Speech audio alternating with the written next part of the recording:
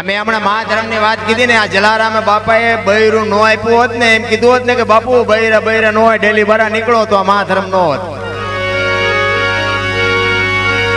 સગાળસાના અહીંયા સાસુ આવ્યો ને દીકરો કાપ્યો ને, તેથી ચંગાવતી એમ કીધું હોત ને કે જે ખવરો કેલયો નહીં, તો મહાધર્મ નો હોત. સતી તોરલે જાડેજાને કીધું હોત કે સાધુને જમાડવા ગમે એ કરો, બાકી હું નહીં બજારમાં જાઉં, તો મહાધર્મ નો હોત. આ સીબી રાજાને હોલાને શું સંબંધ હતો, એનું હગું શું થાય? આખી દુનિયાને ખબર છે ને. હોલાની બારોબાર માટી સીબી રાજાએ કાપીને આપી. હવે હોલાને સીબી રાજાને હગું શું? આ હોલાને બાપુ માટી નો આપી હોત તો મહાધર્મ નો રહે. મોરધ્વજ રાજાએ કરવત મુકાયો ન હોત ને, તો આ મહાધર્મ નો હોત. એને કીધું હોત કે ડાકુ શું બે લઈ જાવ ને, તો ઊંડું ઉતરવાની જરૂર છે. રામ એમનામાં સમજાય એવું નથી. વાણી છે ને સદગુરુની શાંતિ જ મળે. એક વાણી એવું કહે છે કે રામ કિસી કો મારે નહીં, એસો પાપી નહીં રામ, આપે આપ મરજાત હે કરતે કૂડે કામ. રાવણ ને કોઈને ઢીબી નાખ્યો તો? આખી દુનિયાને ખબર નથી. વાલીને માર્યો, બીજા કેટલાય રાક્ષસ ને ઢીબી નાખ્યા, તોય કે છે રામ નથી મારતો. પણ વાત એ સાચી છે, આપણી સમજણ ટૂંકી પડે. કારણ કે એક રામ દશરથ કા બેટા, એક રામ સબકા ઘટ में बैठा, एक राम सकल पदार्थ ने, एक राम सबसे न्यारा. કારણ કે જેથી પ્રહલાદે પાઠ માંડ્યો ને, પ્રહલાદ ને જયારે હરણાકશ નો બાપ રાક્ષસ ના છોકરા કોઈથી ભગત થાય? હવે બોલો એ કે ભગવાન જ હું છું, બધું હું છું, કોઈ મારા સિવાય કોઈનું નામ ન લે. પ્રહલાદ ને ચોકી આપી અને આ શ્રીબાઈ એને મળી ગયા. તેથી દશરથ નો જન્મ નહોતો, રામ નો જન્મ ચાથી હોય? એ રામ નું ભજન કરતા. એટલે આપણે નથી સમજી શકીએ એમ. એક વાણી એવું કે છે કે પેલા મેં જન્મ્યા પછી જન્મ્યા બડા ભાઈ, ધામધૂમથી મારા બાપા જન્મ્યા પછી જન્મી મારી માં, વહા નો તોડી નાખે કો છે? હાતું આપણી સમજણ ઘટે છે. એક તમને દાખલો આપું. શિવ ભોળાનાથ નો દીકરો ગણપતિ, અને ગણપતિ નું માથું કે ભોળાનાથે કાપ્યું અને હાથી નું કાપીને લગાડ્યું. આખી દુનિયાને ખબર છે, ઇતિહાસ બોલે છે, અને આપણે ફોટામાં જોઈ છે. પણ હું એમ કહું છું કે પેલું કાપ્યું અહીંયા નહીં પડ્યું, એ નો સોટડ હાથીને શું કામ માર્યો હોય છે? એ કાપ્યું હોય છે અહીંયા, એ જ નહીં પડ્યું હોય, એ માથાની વ્યવસ્થા કરવી પડી છે, હાથીના ધડની કંઈક વ્યવસ્થા કરવી પડી છે. અને માણાના શરીર ઉપર હાથીનું માથું ફીટ થાય, તમને કેમ લાગે? પણ છે હાસું, આપણા ચકડા ગઈ ગયા છે, એમાં વાણી ખોટી ન હોય. આ સત્યને સમજવા માટે બાપુ સદગુરુની શાન જોવે. સદગુરુ સિવાય ભાન ન થઈ શકે. કારણ કે આપણે તો હાંકડીમાં આવીને ત્યાં હનુમાન ચાલીસા ચાલુ કરી, બાકી કઈ લેવા દેવા છે નહીં. આ બધા ભક્તિ કરે છે ને છેલ્લી ઘડી સુધારવા હાટું, બાકી આખી દુનિયામાં બધા રોવે જ છે. એક કે અમારે ધાબુ ભરવું છૂટા નથી, બીજા પાસે જાવ કે ડોબું વિયાણું દોવા નથી દેતું, બીજા પાસે જાવ કે છોકરાને પોલીસ વાળા લઈ ગયા, જામીન જડતા નથી. આપણે એમ થાય આખી દુનિયા રોવે જ છે, આપણે રોવું ક્યાં? ઈશ્વરને મેળવવા માટે બાપુ દાસી જીવન રોવે કે દીનબંધુ હું તારી દાસી બની જાઉં. મારા બાપ મારે તારો આધાર કરવા હોય તો શું કરવું પડે? કોણ રોવે છે આમાં? ઈશ્વરને મેળવવા કોણ રોવે છે? કોઈને નથી બાપુ. રૂપિયાના બસોડા છે. રોજ ઢળી આવે, ઘરે પડ્યા હોય ને એમાં કે કાલે આટલા હતા ને આજે આટલા વધ્યા, કાલે આટલા હતા ને આજે આટલા વધ્યા. ઓલો ઉપર બેડો ગણે છે, કાલે તારા શ્વાસા આટલા હતા ને આજે આટલા ઘટ્યા, આટલા શ્વાસા હતા ને આટલા ઘટ્યા. ઈ હિસાબ રાખો બાપ. ગંગા સતી આનો હિસાબ કરવાનું કીધું. 21,600 શ્વાસા બાપુ આપણા એમના હાલ્યા જાય છે. તમારા ને મારા જે શ્વાસ છે ને, જે સ્વર છે ને, એ જ ઈશ્વર છે, બાકી કોઈ ઈશ્વર છે જ નહીં. વિશ્વવ્યાપક જેને નિરંજન નિરાકાર કહેવાય, ઈશ્વર એક જ છે. તમારામાન, મારામાન, ચોરમાન, લૂંટારામાન, ડાકુમાન, ગુંડામાન, સંતમાન, સાધુમાન, ફકીરમાન, બધા એમાં બાપુ તત્વ એક જ છે. પછી કર્મની ગતિ જે હોય એક બાજુ રવા દો, બાકી બધા એમાં એક જ તત્વ. અમે હમણાં મહાધર્મની વાત કરી ને, ગત ગંગા જે આપણી હતી ને, એમાં બાપુ બધા હતા. અમીર ને ગરીબ ને, રબારી ને દરબાર ને, મુસલમાન ને હરિજન ને, બૈરા ને આદમી ને, પૈસા વાળા ને ગરીબ ને, બધા હતા. જેસલ તોરલ રૂપાદે માલદે કતીબજા હુરમભાઈ લાખો લોયણ જેતો ભગત ખીમડીઓ કોટવા ડાલીબાઈ રામદેવજી હાલો હુરો વણવી ઢોંગો નીરલ કુંભો કાંઈ કદામાં પણ ખોળિયા જુદા હોય ને અને જીવ એક થઈ જાય એટલે મળદા બેઠા થાય, મળદા આજે થાય. કોની પાસે ભજન ની વાતો કરી રહ્યા? ઓલા મજા આવી ને ઓલા મજા નો આવે. આ મજા લેવાની વાત છે? કઈક માલપા ઉતારવાની વાત છે. માલપા આમાંથી આ જબુમા બાપુ છે ને, જબુમાએ કઈ ભક્તિ નહોતી કરી. સવારામ બાપા બજાણાની બજારમાં ભજન કરતો હતો કે સુરતા કોઈ સુગડ સમેટે, સાહેબ ઘટમાં ભેટે, તીર્થ વ્રત બહુ કરે જાય બદરીને બેટે, પડ્યો અહીંયા ગોતે ને ગોતે સેટે સેટે, આદલ તો અંતરમાં રહેશે મારા બાપ, ભજન કરો તો ભેટે. આ એક શબ્દ બાપુ જબુનું કાળજું ફાડી નાખ્યું. કે આ તો આપણને કહે છે અને આ મને તમને બધાને લાગુ પડે. આ સંત બેઠા હોય ને, સંત ને લાગવું પડે. આમાં કઈ એવું નથી કે અમે મોટી મોટી કરી એટલે અમારું બધું હાલ્યું જાય. ના, હિસાબ તો અમારે દેવો. હું એમ કહું દારૂ ન પીવાય, હું ઢાંસતો હોય તો હું એમ કહું મા બાપની સેવા કરવી પડે ને મારા મા બાપ રોટલા વગીને આટા દેતા હોય તો પેલા મને લાગવું પડે, પછી તમને લાગવું પડે. અને મારી ભલામણી જો કે બધા મને સાંભળ્યો હોય છે ખૂબ, અને અહીંયા આવીએ ઘણી વાર જોઉં છું, પણ મારી ભલામણી એક જ હોય કે માને બાપને જાળવી લેજો, બાકી બીજું કંઈ કરવાની જરૂર નથી. રામ મોટામાં મોટી કમાણી. પછી છે ને આ માં બેઠી ને એ તો બાપુ આખી દુનિયાને રોટલો દેવા વાળી છે, રોટલાની ચિંતા ન કરો. પણ તમે જેની ખેતીથી તમારો જે છોડવો ઉભો છે ને, એ દુનિયામાં જો દુઃખી થયા તો જિંદગીમાં સમજી લેજો ગાડી કોઈ દી પાટે નહીં આવે. માન બાપ જેવા પાત્ર દુનિયામાં બાપુ કે જાત્રા કરો, તીરથ કરો, દાન કરો, એ તમને મોજ આવી કરો, પણ આ પેલા કરજો, નગર બાપુ ક્યાંય ચોપડે ચડશે નહીં, આપણી ગેરંટી. માના બાપના કાળજા ઠારો.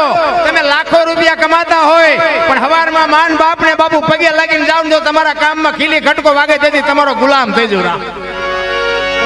માન બાપના આશીર્વાદ છે ને બાપુ વિધિના ચકડાને ફેરવી નાખે. રામ માની તાકાત એવડી છે. આ માં, અને આ માં શું કામ કે છે? અને બીજું કઈક નામ આપ્યું હોત તો ભગવાનને 4 અક્ષરનું નામ આપ્યું. ભગવાન, પછી કૃષ્ણ કયો, રામ કયો, કોઈને એક અક્ષરનું નામ નથી. આને અખિલ બ્રહ્માંડની માં છે. આખું વિશ્વનું જેને સર્જન કર્યું, આ ધરતીનો પિંડ બાપુ માં ભગવતી શક્તિએ બનાવ્યો. અને 3 પુરુષ પ્રગટ કર્યા. આને પુરુષ પ્રગટ ધણી છે ને આખા વિશ્વનો, આ ધણી આ છે. આ તો આપણે થઈને બેઠા છીએ કે અમે અમારું છે. ધણી તો કોક બીજો છે. મોઢે બોલું માં એ હાથે નાનપણ સાંભળે, પછી મલક બધાની મજા કડવી લાગે કાગડા. માં છે ને, માં જેવું પાત્ર દુનિયામાં બાપુ જિંદગીમાં ક્યાંય નહીં મળે. જ્યાં જ્યાં ધર્મ ધ્રુજો ને જ્યાં પુરુષ શક્તિ નથી પૂગી ને, આ દેશની આબરૂ બાપુ માં ભગવતીઓએ રાખી છે, દીકરીઓએ રાખી છે. તમે કહો તો હવાર સુધી દાખલા આપો.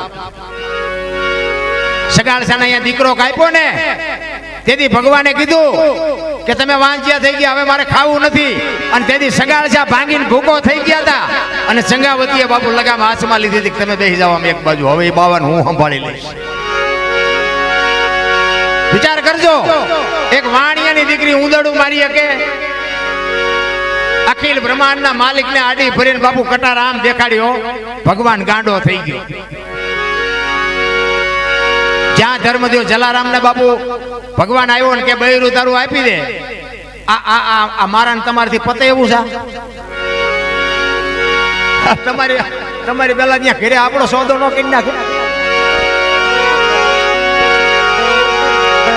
એ વીરબાઈએ કીધું કે મારા બાપાએ શું બાવાને આપવા આપ્યું છે, તો આ મહાધર્મ નો હોત બાપ, તમે નું બેઠા નો હોત. ઇતિહાસ તો તમને મને કઈક કહે છે, પણ હવે આપણે માલપા ખાવું નથી એનું શું કરવું? અને એમાં રૂપિયાની બાપુ એટલી બધી બગડાટી બોલે છે ને, હું શું માથું જ નથી કરી શકતા. શું ભજન કરે આમ? મને એક ભાઈ કહેતા હતા, મને કે સમય કે ગાયે ઘા જાય પેલા કરતા કે કા? મેં ના, ગાયે ઘા નથી જતો, એ તો જેટલા વાગ્યા ઉગતો એટલા જ વાગ્યા ઉગે. પણ કે એવું નથી લાગતું. પેલા મેં કીધું નહોતો જતો. મેં શું ભૂખ્યા રહેતા હતા? ભૂખ્યા જાય દી ખાવા જ કઈ નહોતું, એટલે દી નહોતો જતો. હવે અત્યારે 4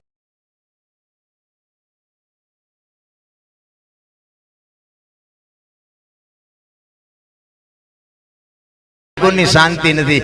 એ તો એની માટે તો બાપુ ભજન જોવે. ભજન વગર શાંતિ બાંતિ ન મળે. એવા કોઈક સંતનું શરણું મળી જાય, કંઈક એવા ભજનનો બાપુ જો ભેટ મળી જાય ને, તો જ આ શાંતિ મળે એવું છે. અને હવે વધ્યું છે આ એક જ આ એક જ ભજન જ એક વસ્તુ એવી વધી છે, લખવું હોય તો લખી લેજો કે આમાં બાપ દીકરી બે હકે, માં દીકરો બે હકે, ભાઈ બેને બે હકે. બાકી ટીવીમાં જોયા જેવું નથી, પેપરમાં જોયા જેવું નથી. બાકી હતી ત્યાં મોબાઈલ આવ્યા, દી ઉઠાડી દીધો ભાઈ. અરે અમે હમણાં જ વાત કરતા હતા, કીધું આ મોબાઈલ નો આવ્યો હોત તો સારું. પાછા આ ભણેલ ગણેલ છે કે કેવું બધું સંશોધન કર્યું. મેં કીધું હા લગભગ હવે તેદી આમ હલી હતી, હવે આમ થઈને આમ થઈ જવાની છે. હવે ધરતી હેલ્યા પછી બાપુ ગલોટિયું જ ખાય, હવે કાંઈ વધ્યું જ નથી. અને દેવાય પંડિત બોલીને ગયા હતા એટલે આ ખોટું નથી, આ બનવું જો ને. દાદા મેકરણ બોલ્યા, ગંગા સતી બોલ્યા, સહદેવ જોશી બોલ્યા. આ બધાએ કીધું કે આવો સમય આવે છે, માર્ગે હાલજો ને કે મરી જાઓ.